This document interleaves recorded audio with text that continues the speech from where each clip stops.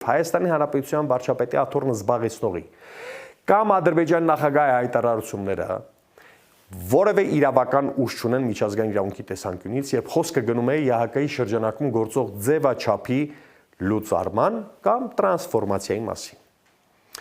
Մի պահ կենտրոնանանք եւ հասկանանք, թե ինչ է նշանակում հրաժարվել Մինսկի խմբից։ Տեսեք, երբ Ադրբեջանը պնդում է, որ Մինսկի խումբը այլևս պետք չէ,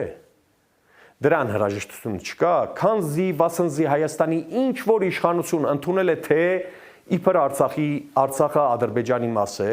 եւ դրանով հարցը փակված է։ Նշանակում է, որ Բաքվի այս դիրքորոշումը ոչ թե իրավական ակտ է կամ միջազգային նորմ, որի շուրջ կա միջազգային համաձայնություն, որը չի խանգարում կամ չի հակադրվում միջազգային իրավունքին, եթե Ադրբեջանը կամ Հայաստանի իշխանությունը նման բան է ասում, նշանակում է, որ սա Ալիևյան իշխանության քաղաքական դիրքորոշումն է։ Ճիշտ այնպես, ինչպես Ալիևի երևանյան տեղապահը Փաշինյանը անում է նման պնդում։ Քաջ Նազարի հայտարարությունը Ալիևի դիրքորոշման նման է, սինքրոն են, քաղաքական կեցվածք է, ավելի ճիշտ